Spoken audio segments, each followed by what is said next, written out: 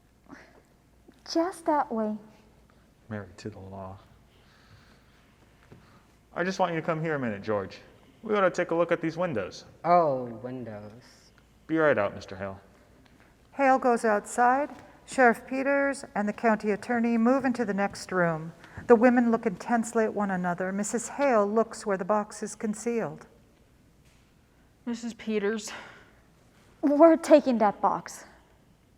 Oh, it's too big for my bag. I'll just have to take the poor little bird out. Oh, I can't. He's Mrs. Hale. Sound of the knob turning in the other room as the men return.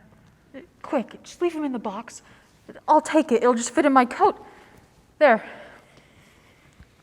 Well, Henry, at least we found out that she was not going to quilt it. She was going to, what is it you call it, ladies? We call it Not It, Mr. Henderson. The two women look at one another.